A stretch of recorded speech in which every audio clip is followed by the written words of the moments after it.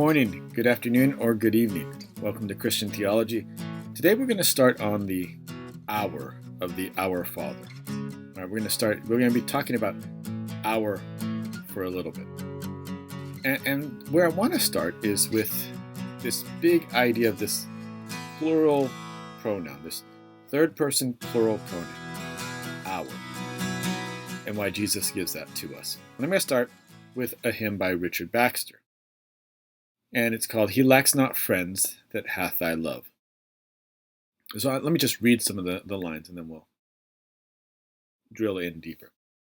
He wants not friends that hath thy love, and may converse and walk with thee, and with thy saints here and above, with whom forever I must be. Within the fellowship of saints is wisdom, safety, and delight, and when my heart declines and faints, it's raised by their heat and light. As for my friends, they are not lost.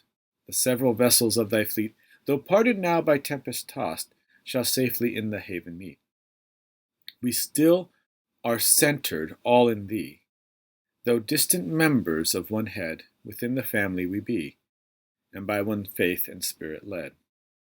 Before thy throne we daily meet, as joint petitioners to thee, in spirit each the other greet, and shall again each other see. The heavenly hosts, world without end, shall be my company above, and thou, my best and surest friend, who shall divide me from thy love? Now, there's this idea of that Baxter is saying is that we're not alone when we're in prayer.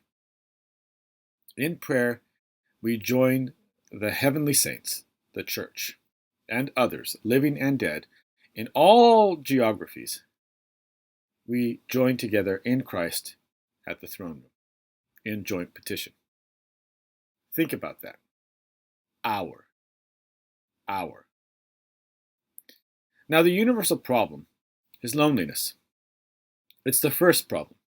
Referring back to Genesis, even before the fall, this is what the Lord says. And remember, in the creation account, God says, and saw that it was good, and saw that it was good. God creates this, and God saw that it was good.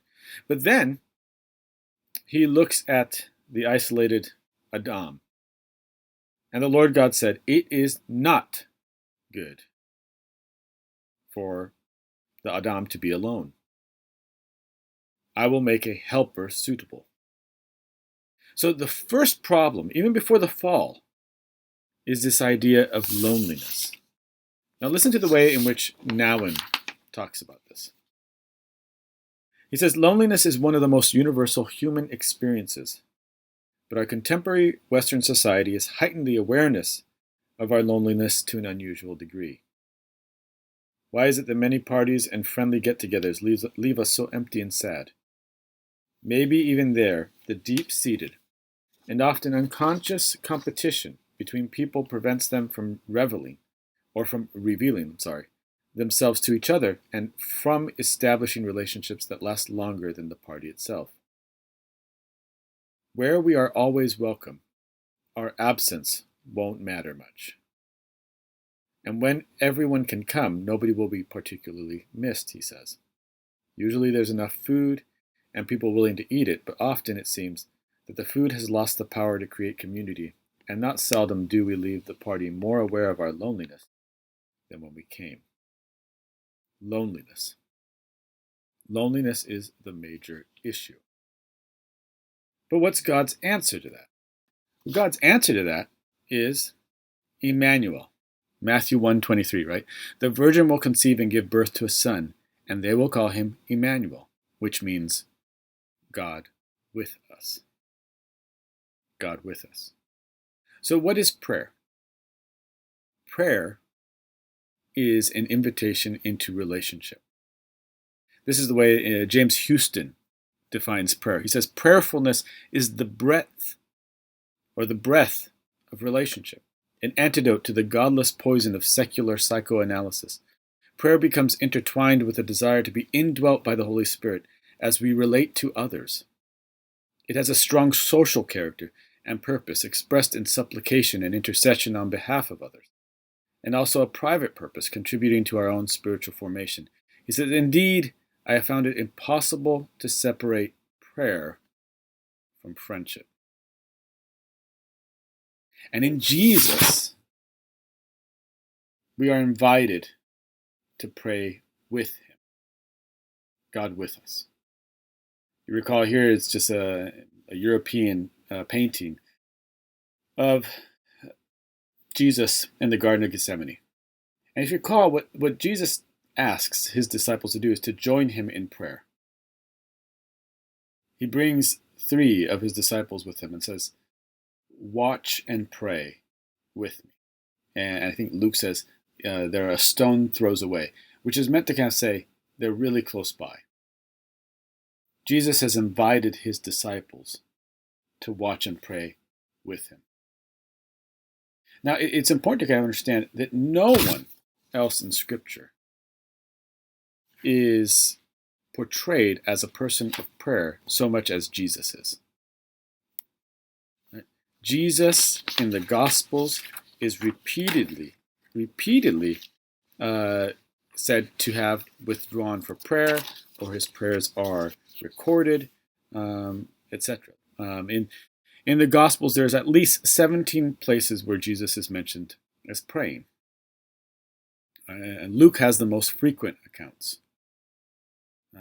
There's also many of Jesus' prayers that were recorded or written down in such a way that others heard his prayers and took those words and recorded them, just kind of like Matthew 11 that we looked at in the previous sermon.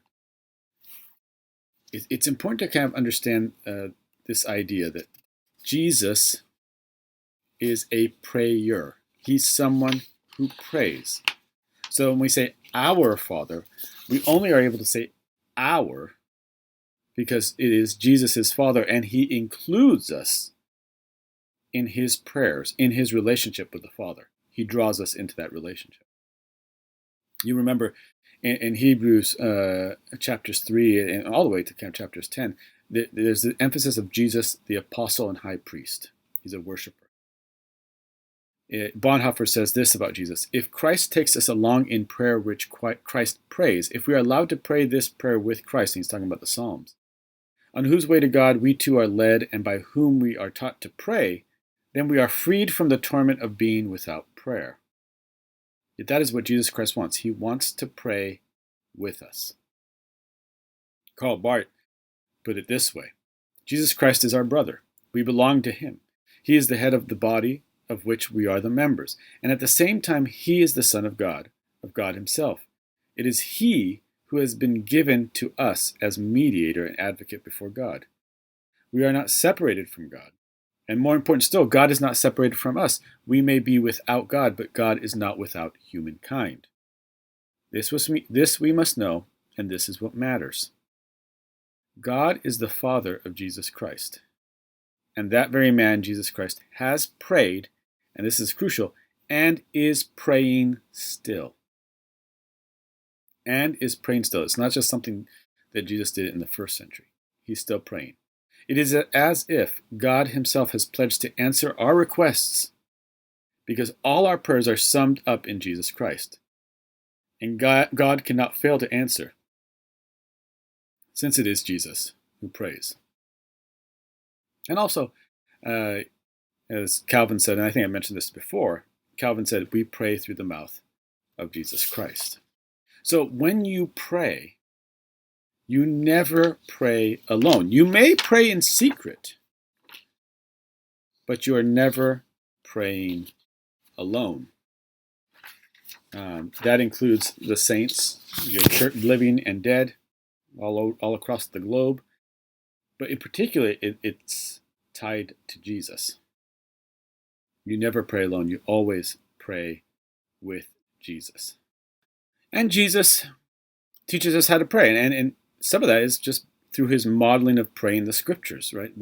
The Psalms are kind of the prayer book of the Bible, is the way Bonhoeffer put it. The Psalms are the prayer book of the Bible. They are the word of God to God, right?